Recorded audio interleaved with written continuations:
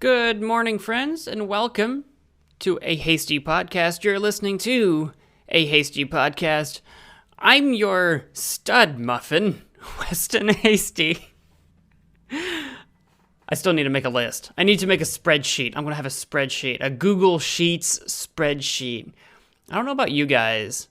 Hear me out. I don't use anything like Microsoft related anymore that I can think of. Like, I don't use Google Docs or Google Spreadsheet, or why am I saying Google? Microsoft Docs? What the heck is it? Word! Oh my God. This is how out of touch I am with Microsoft products now. I don't use Microsoft Word. I had to think about it. Microsoft Spreadsheet, whatever it's called. Excel, that's what it's called. It's called Excel. I don't use Microsoft Outlook. I don't use Microsoft PowerPoint presentation, whatever that's called. I don't remember. PowerPoint, maybe? I don't know. I only use Google stuff anymore, you know? I only use Google Docs, Google Sheets. There might be a Google version of PowerPoint presentation. I haven't made a PowerPoint presentation in a very long time. I can't think of the last time I've made a PowerPoint presentation. I've had presentations, but usually I don't. It's not of the PowerPoint variety. It's mostly just like stand in front of somebody and speak about something or have something physical in hand, that kind of situation. But why am I talking about this? Oh yeah, spreadsheet. I need to make a Google Sheets sheet of all the different intros I should start with so that I can cross them off as I go. That way we will never have any two things be the same. Today, I have decided stud muffin. I couldn't think. I was looking around my desk. I'm like, gotta think of an object, gotta think of a thing. And for some reason, looking around doesn't actually help. I don't see the things in front of me. I just make it up at the top of my head anyway. It's like I'm looking around physically, but mentally, nothing's happening in front of my face. It's all happening inside my head. Anyway, welcome to a Hasty Podcast. Today we're going to be talking about some mobile games, specifically two of them that I can think of, and that's what I'm going to go with. Mobile gaming, maybe as a broader topic, is definitely something worth sort of delving into, but suffice it to say that I don't play a ton of mobile games. I have sort of...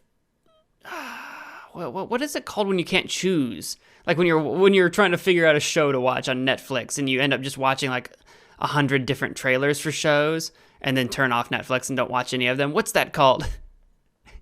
All I can think of is buyer's remorse, and that is not it at all. Choice paralysis, I think choice paralysis is what I'm looking for. I can open up like the Google Play Store. I have an Android device, so for me, it's the Google Play Store. I have no idea what you iPhone users use. The App Store, I guess. I literally forget the name of that all the time. In my line of work, yeah, that's right, line of work. Sometimes I do projects with mobile games for YouTube or making videos for people as a side gig or something that I do. And I need to look up links to both the Android version of a game and the iPhone version of a game, and I will 100% forget, like, what the frick is iPhone called? I'll be like, insert game name here, iPhone Store? Because it's just called the App Store. And for some reason, that is impossible for me to remember. But I use the Google Play Store, and I will start perusing games for stuff that I think I'll be interested in.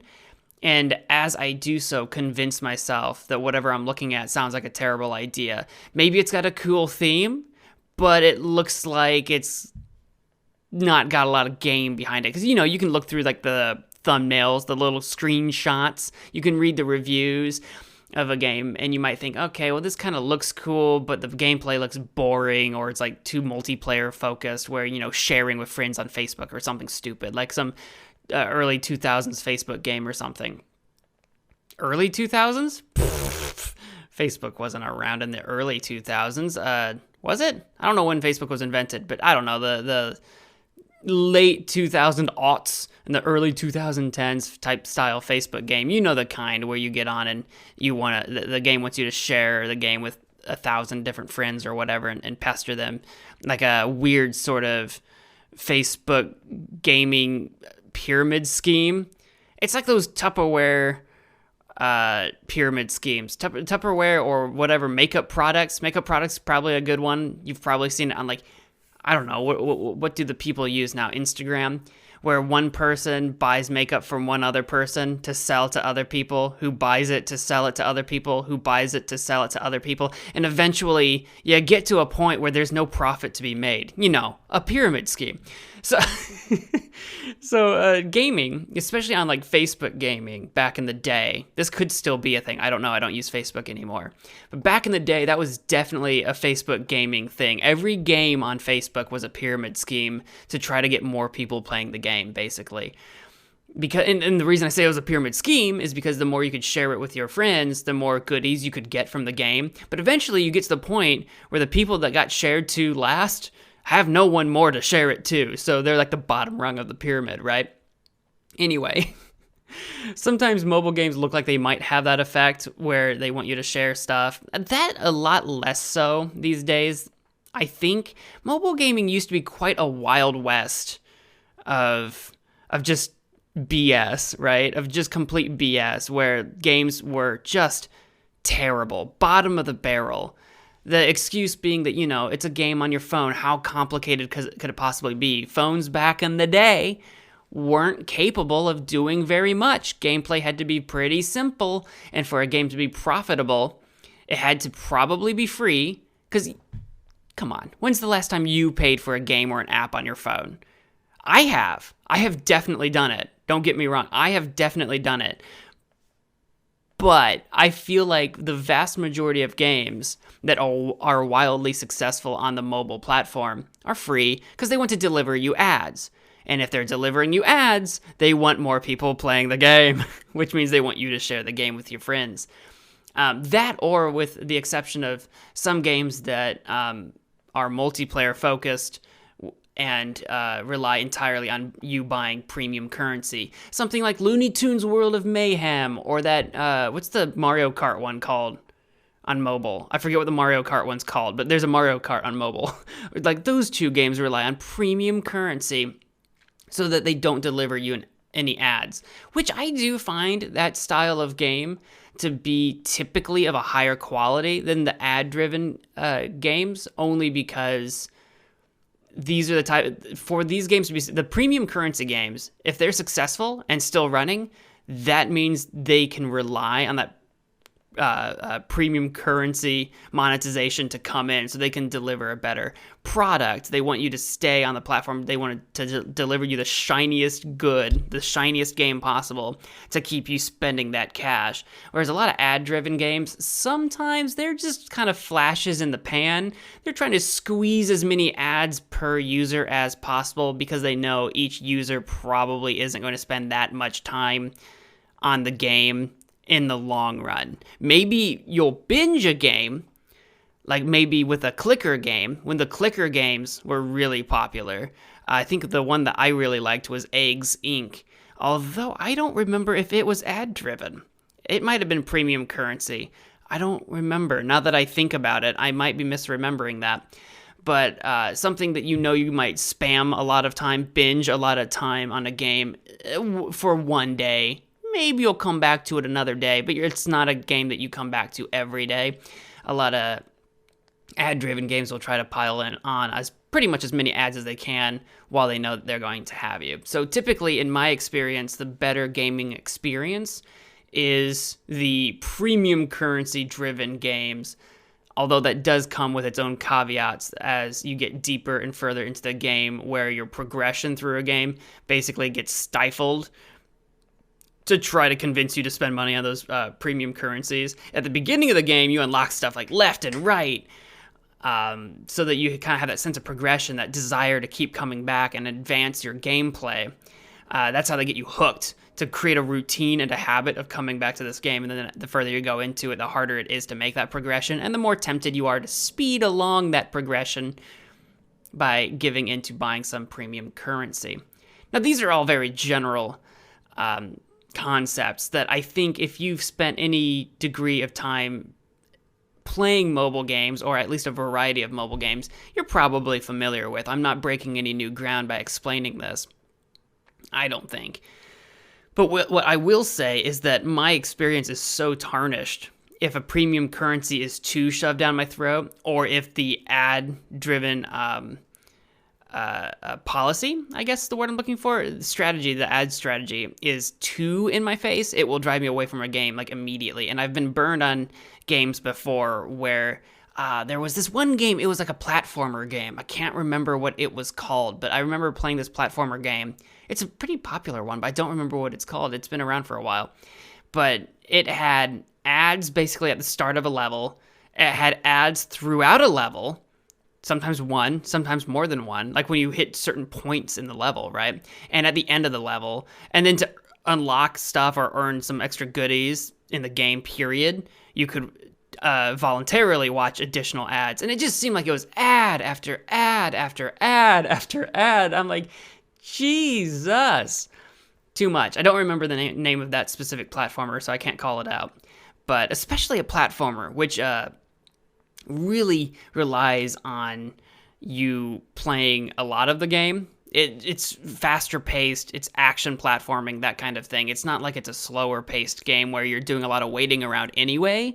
Think about any of those zillion different strategy games where you form alliances with other players and you build up your little base and you build up your defenses and you work together to attack other alliances and that kind of thing. You probably know the type that I'm talking about, those style games where it's like, I'm going to build a farm. It's going to take me 8 minutes to build this farm so I can get more food so that I can build this lumber mill that will take me 12 minutes. You know the type that I'm talking about. Those are a lot slower paced games where ads are probably a little less intrusive to the actual gameplay.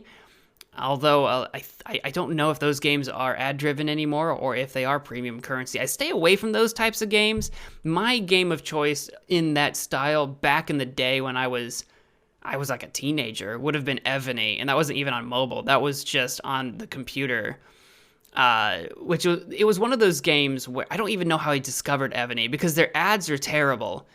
It couldn't have been their ads, because their ads were always like the half-naked fantasy women, like, play Evany, my sire, play Evany, my liege. The advertising campaigns were exactly like that, right? So I don't think that lured me in, because even as a teen, I was very aware of, okay, well, this is BS. This is 100% not what this game is. But for some reason, maybe I clicked on it to make fun of it or something at one point in time, and I found out that it was a strategy game. I was like, well, screw it. What is this game?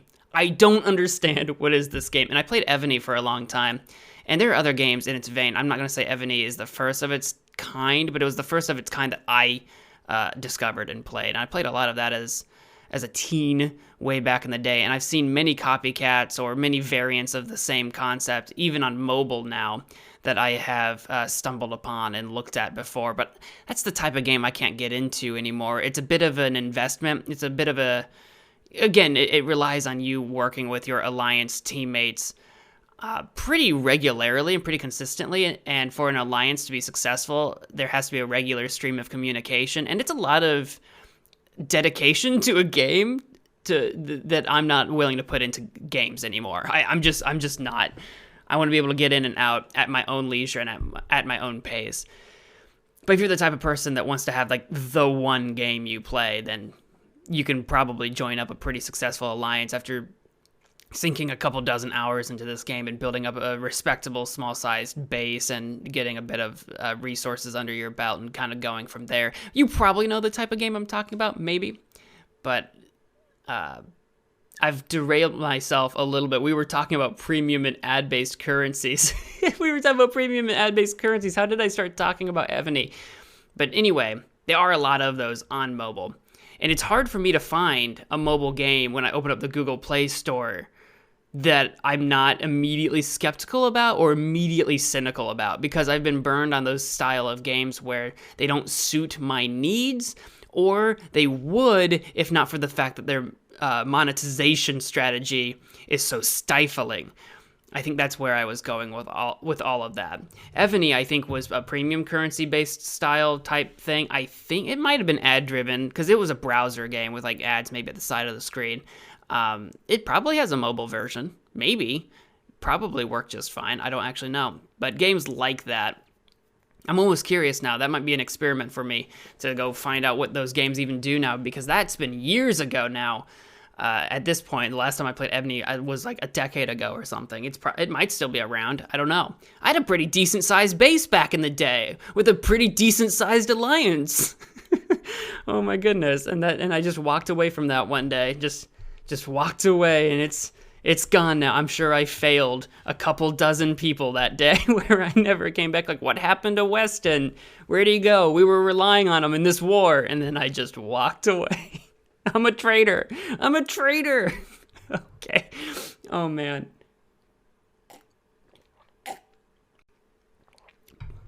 But anyway, I've been playing a little bit of mobile games here lately, and I have two that I would like to talk about. One is like a totally not sponsored kind of advertisement for this one game. It's not an advertisement. It's not a sponsorship, but I have worked with the people that made this game before in my own time on YouTube. So that just disclosure there. And it's a new studio. So there's this studio called Dark Dome, and they make these kind of like darker, mysterious point and click adventure games.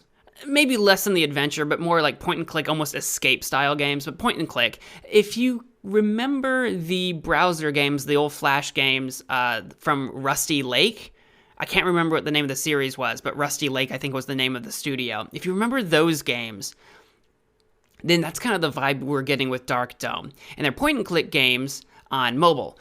And I just played their most recent release, Nowhere House. They have 3 games released so far. They have Nowhere House, they have The Unwanted Experiment, and they have The Girl in the Window. I recommend any of the 3 for a point-and-click adventure game. There's 3 of the games, and the ads aren't too intrusive. There were more of them in their more recent game with Nowhere House, but again, it is a new studio, and they are experimenting a little bit.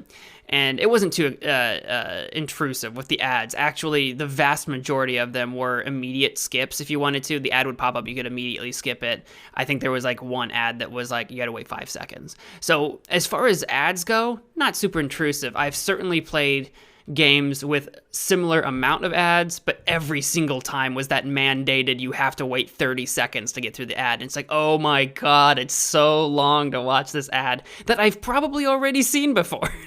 Because, you know, mobile ads are very similar. You'll get them in waves where it's like, I feel like I'm seeing this one ad every day for a week, and then it might change to another ad. If you remember Gardenscapes being in like every ad to every mobile game ever for a hot month there. Maybe it was just me. That was one I remember seeing a lot back in the day. And by back in the day, I mean, I don't know, months or a year ago or whatever. But Nowhere House is the most recent game that I played, and I recommend it. Again, not sponsored, but I love to see these point-and-click adventure games on mobile, and I haven't really considered that before. I was talking about like playing platformers or playing that Mario Kart Racing, or there's some RPGs that I play on the phone.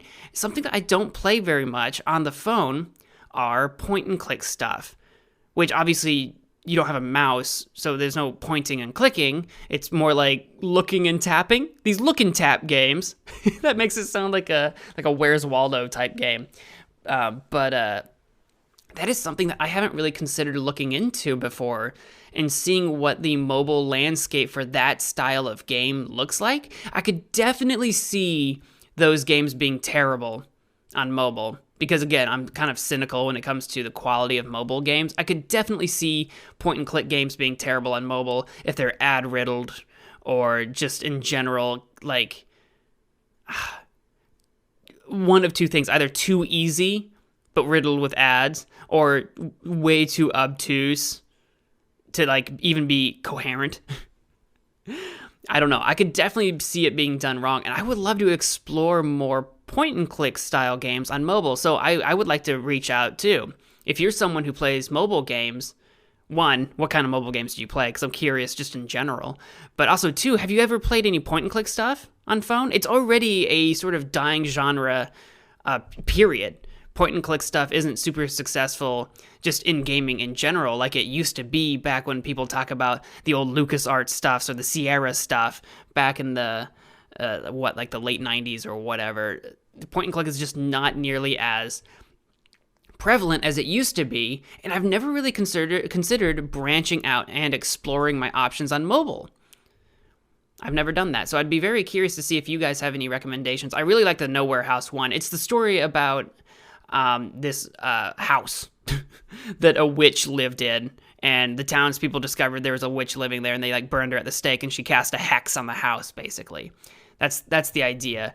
And you play in present times as this girl named Audria. You go into the house with two of your friends just to see what's up with this house, this mysterious cursed house that you've heard about in like local legends of your town. You go in and you start looking around, and there's some weird stuff in the house, and you turn around like, oh wow, this place is creepy, we should head out of here. And your friends are gone, and you're stuck in this house. You try to go out the front door, and you're trapped.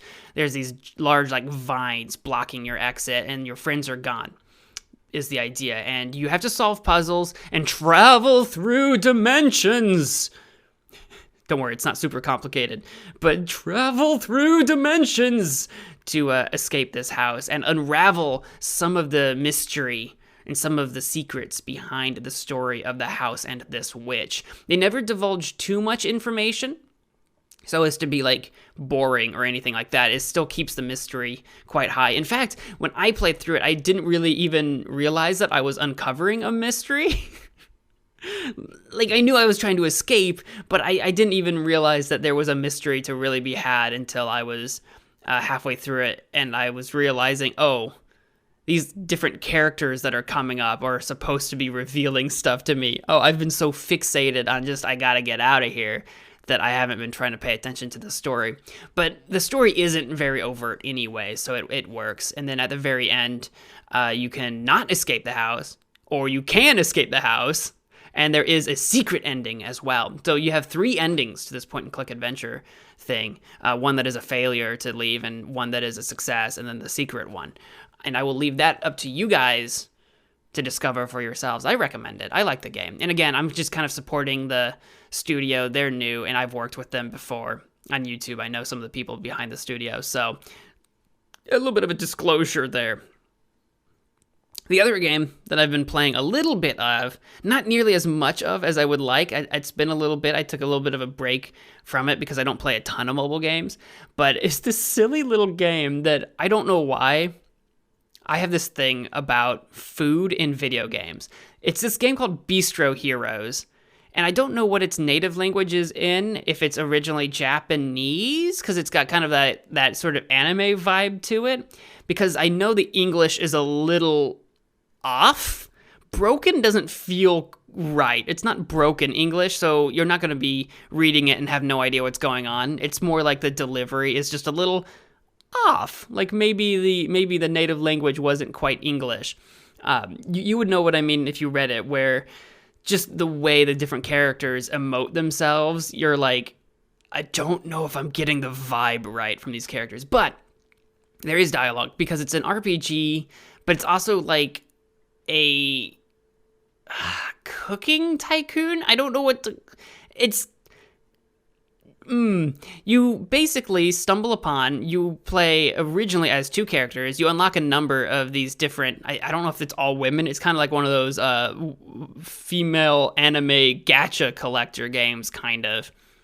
But you start as these 2 knights, right? And they're on a quest to, I guess, return back to their kingdom after doing some mysterious quest. You're not really sure of the details at the very beginning. Something to do with the disruption of the flow of mana in the land. Something like that. I'm a little unclear.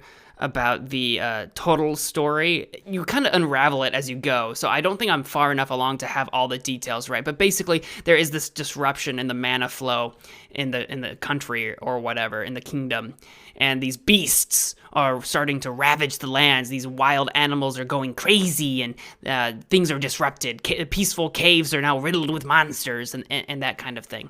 But that all sounds great. It's an RPG style thing, but you open by stumbling upon this roadside vendor, this roadside sort of food stall, right? With this single mute chef.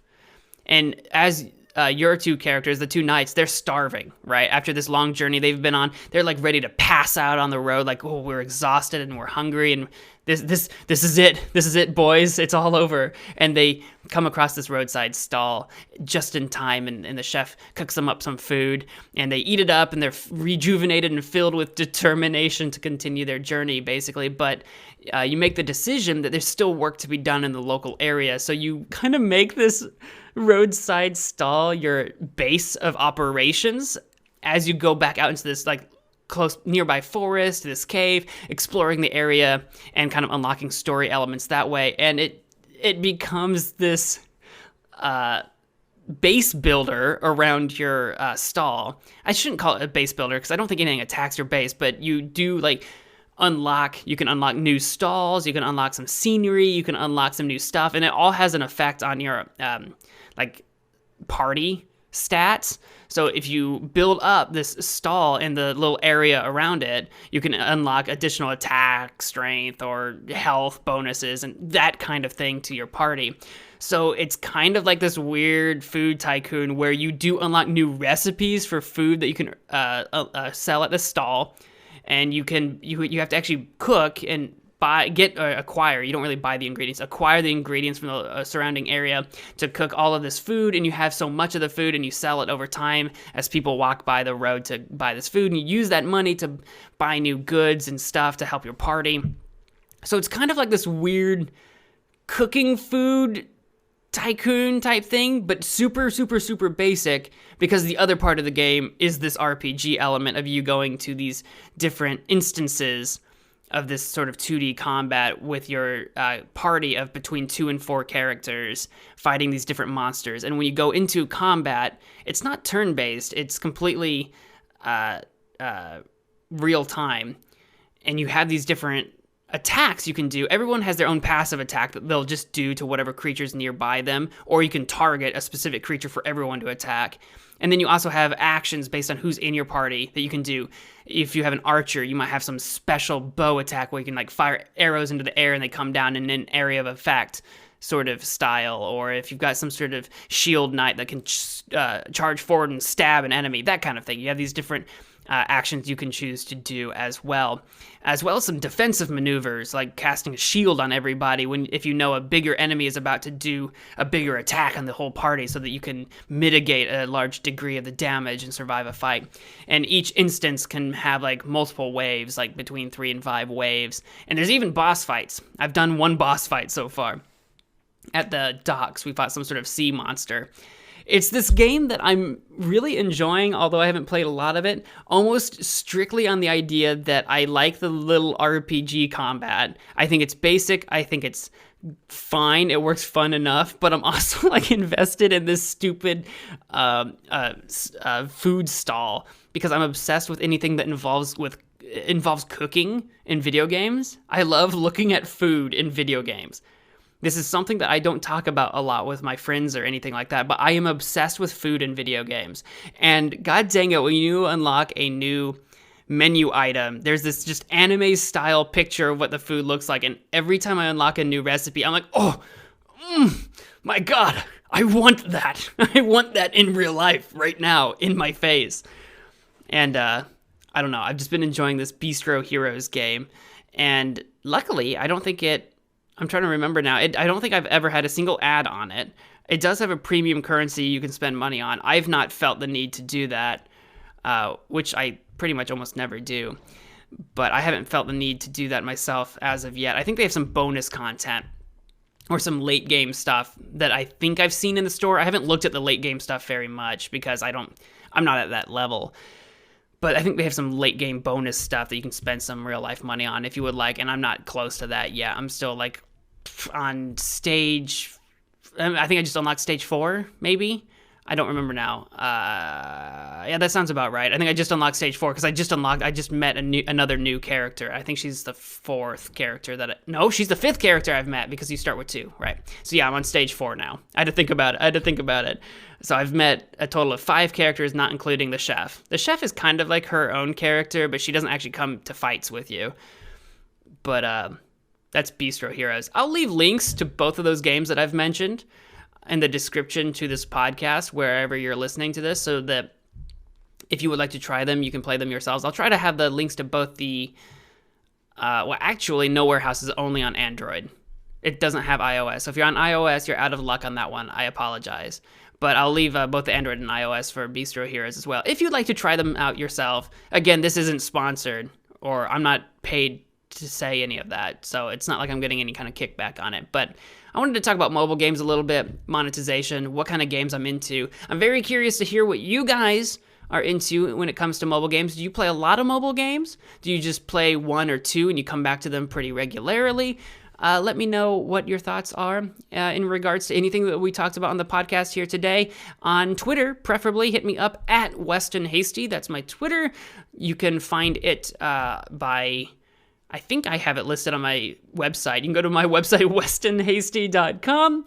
If you would like to listen to this podcast on other platforms, I have links to those on my Anchor page at anchor.fm/Hasty Podcast.